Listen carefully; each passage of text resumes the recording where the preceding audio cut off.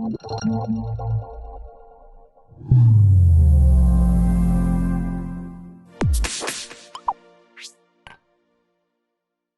today I'm excited to welcome another of our guests to have a fireside chat with me in a really incredibly interesting area. So please join me in welcoming Kirk LaPointe. Hi, Kirk. Hey. Kirk is the publisher and editor-in-chief of Business in Vancouver, as well as an accomplished columnist who covers business and politics and hosts a great podcast that covers the same topics. You really have to give it a listen. Kirk is also an adjunct professor and instructor in the integrated journalism program at UBC. And he's going to tell us a bit more about how the media has weathered the last few months.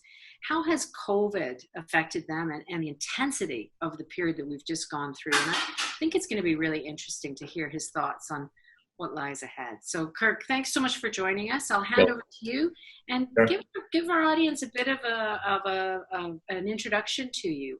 Yeah, sure. Thanks. Thanks everybody for coming on. I'm not sure when it's the hottest day of the year that a fireside chat is what I'm necessarily looking to do, but we'll go from there. So yeah, I've been a journalist now for basically 4 decades, and I spent almost all of them in management. I was a manager very, very young, and I've had some great roles. You know, I helped start National Post. I ran CTV News, the overall operation. That's why I have gray hair. I was Lloyd Robertson's boss for a while, and I was a host on CBC News World. I had the first canceled show on CBC News World. But the way that CBC has this reverse psychology thing, when you actually fail to achieve ratings or reach an audience, they actually give you 2 shows in exchange. So I got 2, and if I'd stayed, they would probably give me 4 and then 8. And I'd be up to, like, I don't know, 128 shows or something right now. But it was good. I've had these great opportunities in Ottawa and in Toronto and Hamilton. I'm a native Torontonian. I moved out here in 2003 to be the managing editor at the Vancouver Sun. I moved out here for love, which is the only reason that you should actually move cities. And I did that. I did that for about 7 years. Then I became the ombudsman at the CBC. And then I suffered some kind of momentary lapse of reason. I ran for mayor here. That was an interesting exercise. Got the bags under the eyes as souvenirs from that. Made sure my blood pressure got restored after the campaign was over. And then I've been here at Glacier Media for about 5 years. And we do a weekly newspaper. Of course, we're breaking news online all day. We've been around for 30 years. And we do a suite of a couple of dozen magazines, including, of course, the one in conjunction with BC Tech, and a daily podcast. We do about 30 events, or we did about 30 events a year. And of course, those are now pretty well shunned to the side. And if I had to say, roughly, what the state of journalism is right now, is that news has never been more interesting. But the business model for what it is that we've been doing is, I think, in its most serious peril yet. And, I was an early adopter digitally, and I probably, I think I wrote my first HTML site in 1993 or something. But it kind of crushed the business model that we had. And it really hasn't recovered since, and nobody has really found, I think, the elixir for this. And I think if there's one small clue, it's that we're going to have to get more people to pay for what it is that they're consuming. And I think that we're reaching that point now where we can't count on advertising to derive our business model much longer. I think that we're going to need other sources of revenue, and I think it's going to also mean that our craft will have to perform better. I think it's going to have to be more accessible and accountable, and I think if the media that don't do that will deserve to wither.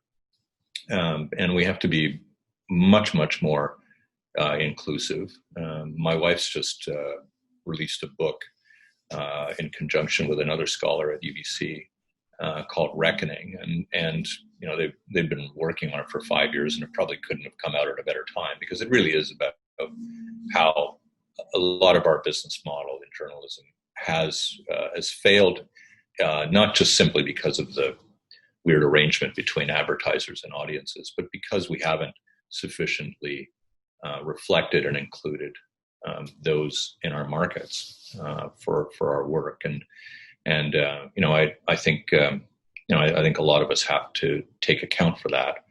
And I kind of see it as now as somebody who's had an enormous advantage.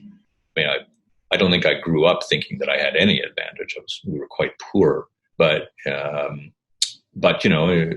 in successive roles, I've been able to have pretty great advantages. And I think now what I look at is that in my last number of chapters here in the craft, I have to really pave the way for others to be able to succeed. And so it's meant a pretty good, I think a pretty good reconciliation of where what my subject position has been. And it's one of the things we teach at UBC around ethics and leadership. So anyway, long answer, but that's where I am. That's where I am today. That's awesome. It's lovely to think that when you're at the point of thinking about legacy, right? I think you dig deep, think about purpose, and you think about what matters, and you become really intentional about your career. What has it been like to navigate a pandemic?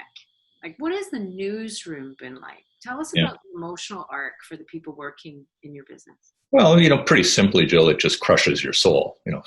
I mean, it's not been that bad. It's been, look, we've gone through a batch of phases. The first phase, I would say, was immediate panic. I mean, I felt like I was washing my hands so often and hand sanitizing them that I was, when I take a pee, I'd be disinfecting the toilet, So, I mean, it was just incredible. And then we went through this thing where, from our standpoint, a pile of advertisers suddenly ghosted us. I mean, we'd be calling their cell phones, their home, the home numbers, and we wouldn't get any answers. And they were calling us indignant that we would even think of carrying their advertising during this period, because, even though they had a contract with us. So we had to adjust to the fact that people were dealing with their anxieties in whatever ways they had. Some people were very serene about it, and I tried to just keep a calm head, and I haven't raised my voice, I think, in about 3 months, 4 months. So you have to be able to do that. But the business is not restoring. So there's going to be a big pocket of our business that will not come back. And one of the managerial challenges that you have is that, particularly for some of our sales team, they have these clients, they have big books of business. And what you have to tell them in the politest way possible is that some of those people are never going to talk to you again. They actually don't want to do business anymore. They can't. And it's not that they don't like you. You're still a likable human being. That doesn't change. But they can't. So what do you have to do now in order to reposition yourself to still make a solid living around this enterprise here? And from a journalistic standpoint, many of the businesses that we cover have either subsided or grown in this period, and we need to figure out what are the new industries that will matter to the rebounding of our economy. And so we need to, in a way, disassociate ourselves from some of our earlier coverage and focus on some different priorities. And that is hard to do when you're steeped in knowledge about a particular sector and you realize that sector is no longer going to be as crucial to your journalism. So, in a roundabout way, these are all the pieces that have been flung around And look, I think Zoom's wonderful. I think I've maxed out at 12 calls a day. Like, I think that was my max. But neuroscientifically, we all know that they drain the bejesus out of you. It's like it feels like I'm doing live television again, and so what I've taken to doing in the last number of weeks is to bring people back in small groups and keep them here for 2-3 hours and talk through what their week or their next 10 days are going to be like, what their last 7 or 10 days were like, and get that collaborative, creative thing going again. Because the one thing we did is I think we got so excited by the technology and realized that it permitted us to do all this great work from home, but we didn't fill the pipeline all that well. We simply we used the gas that was in the tank and we ran it down, and I think people are starting to show the effects of that. So yeah, it's been a bit tricky managerially. Yeah, we found that too. So it's interesting the way that COVID has sort of exploded our biases or preconceptions. So I think we all thought that we needed to be in the office to be productive. Mm-hmm. And what we've learned is, no, you can actually be productive at home. You need to be with other people to be creative. Yes. Yeah. When I work from home, my house is never cleaner. It's pretty amazing. Oven. Oh, we've got to clean that. I may be baking in the next 6 months. So you get to those types of things, and you've just got to be mindful of how you structure your day. I come into the office though every day. We have an office that normally has 140 people in it, and there's never been more than 14 here, I don't think, throughout all of it. So I get the opportunity to have some seclusion, get my work done. And frankly, there are days where I don't need to spend 8 or 9 or 10 or 12 hours here the way I used to. So that's good. So for some advice for our sort of companies in our community that's on the call, mm-hmm. Because in some ways, so tech companies have definitely been affected by this pandemic and by the economic downturn, but they've also continued to have some good business and to keep going, which sort of presents a challenge. Like how do you get your story told, your good news story told, if you have one, when the headlines are totally dominated by far more serious negative things? Yeah. It's great to talk about this because I think you'd be surprised at how journalism is yearning for non-COVID stories. I mean, like we are more fed up in writing them than you are in reading them. Trust me. It's just everything. It just has that lens on it, and after a while, you just get enervated by the whole thing. Now that said, we still feel like an enormous responsibility to make sure that we've got this information, that it's that's presented pretty fairly, and we make sure we've a newsletter twice a day that people can subscribe to freely in order to basically keep you updated, because there's so many briefings, so many things going on. But we're trying to figure out if we're ever going to be able to do COVID-free newspaper one week, or COVID-free page in the paper. It's so tough. I mean, but I would say that literally with business development, announcements, investment, new product lines, anything that pre-pandemic would have mattered to us in what we cover, we're still very much open for business with it.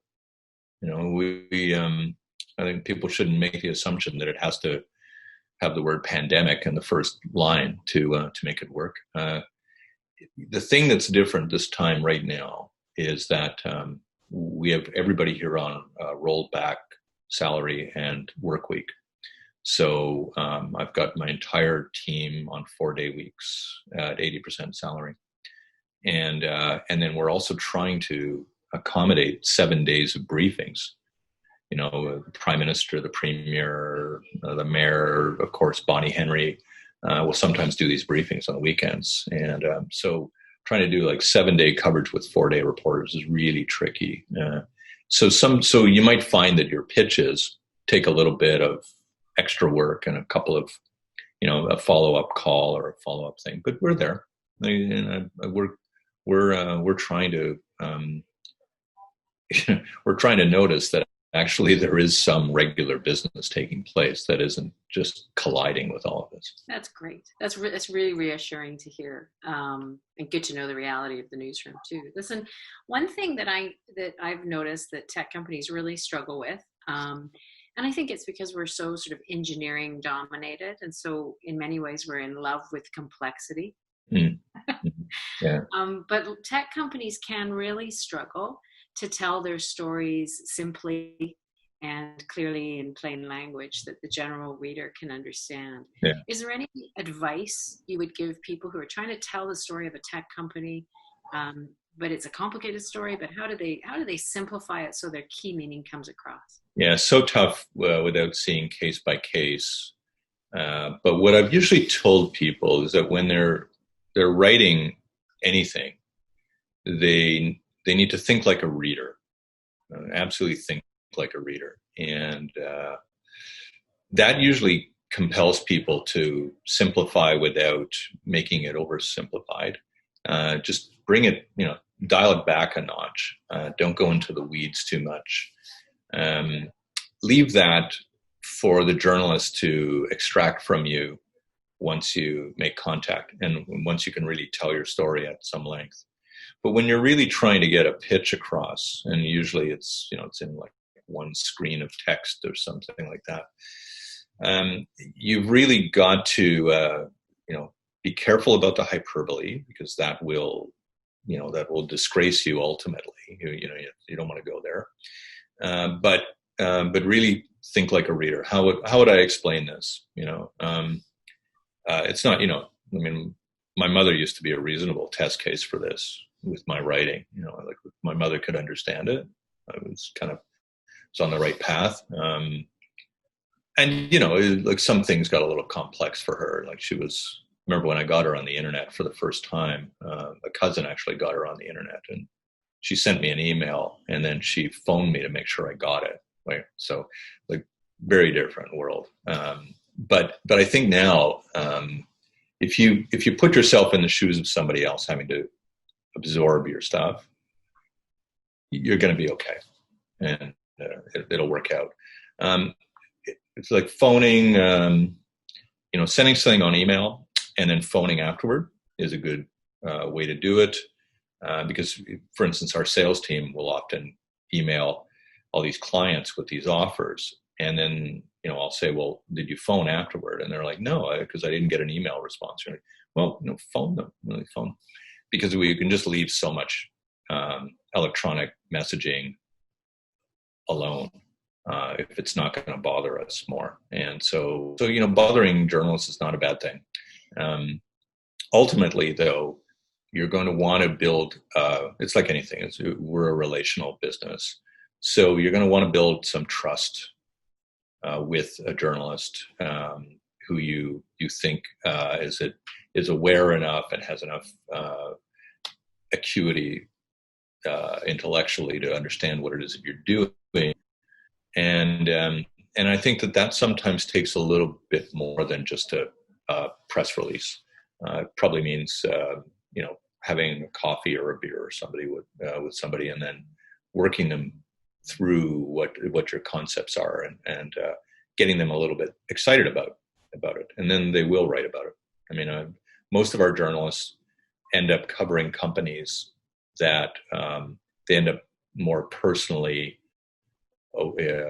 entangled with. So they talk to somebody on the podcast, or they go for a coffee with them, or they meet them somewhere, and they really get to understand their business. So the detached part may not work fully for you. So just pester.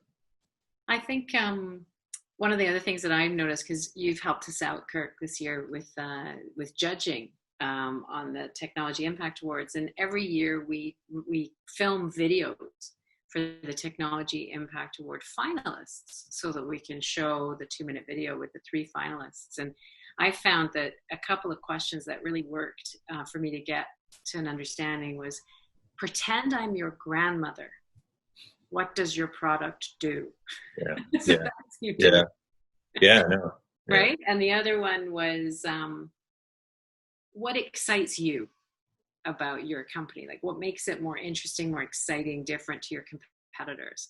And that's Yeah. where I found I was getting the gold that people would otherwise not tell you, like we're the only people on the planet who are trying to approach this problem this way. Really? That's interesting, and it Yeah. takes you somewhere other than we're a B2B SaaS platform that delivers synergies for customers, which yeah, okay. Yeah.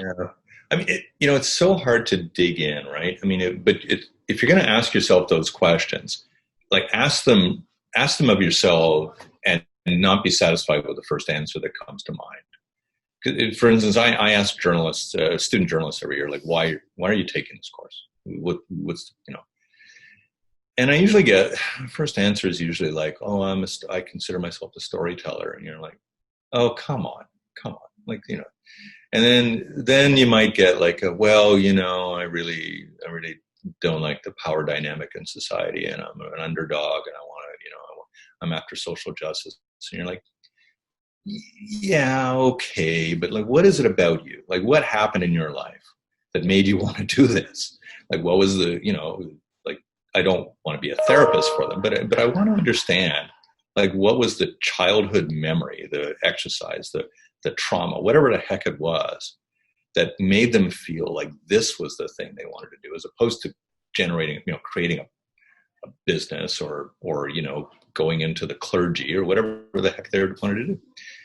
And that's when eventually you can get people to really talk about their passion and what it is that happened in their lives that made them really, open up to this, and then they'll usually turn it on me. Well, what made you a journalist? And you're like, well, I'm a storyteller, and no, but for me, it was very simple. Like, I grew up not knowing who my father was.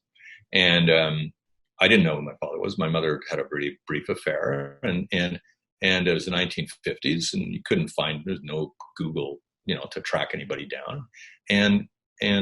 So, my whole thing was in journalism was, I was always writing about government and how governments were stubbornly not parting with information and all that, and secrets, right? So, but because it was like one secret I was always after, right? It was like the one secret I never had.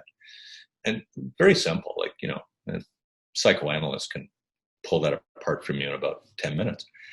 And yeah, so every person, every business creator has one of those childhood, teen year type of stories that says, this is why I went after this. This is why my company does this, because this happened. This was my upbringing, and here's how I've translated it into something that I really am passionate about.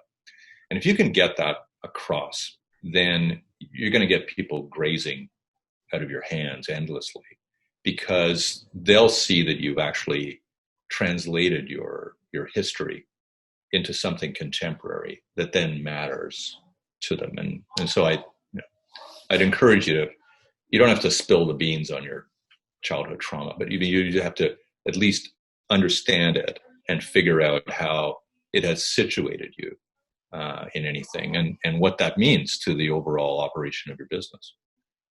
That's fantastic, Kirk. Thank you. You've given me a lot of food for thought, actually, for myself. I'm going to spend the lunch hour thinking about what that is for me. I think that's a fascinating arc to go on.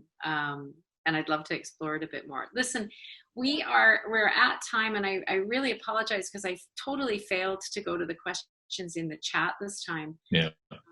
But I really appreciate the insights, and you are a natural storyteller, sir. You maintained the attention and took us on a beautiful arc there. So thank you so much. That's okay. It's fine. No, and if people do have questions, like send me a note. I mean, I'm always willing to talk and see people, and come around. I mean, we should try to all get outside at some point here, and keep it 6 to a table kind of thing. Exactly. I'll look forward to seeing you with an adult beverage in hand at some point soon. Yeah, I've thought about trying those. Friends have tried them. So they recommend them to me. So yeah, maybe get going. All right. Thank you so much, Kirk. And thank you Thanks, to our audience for coming, and really appreciate you joining us. Thank you so much, everybody.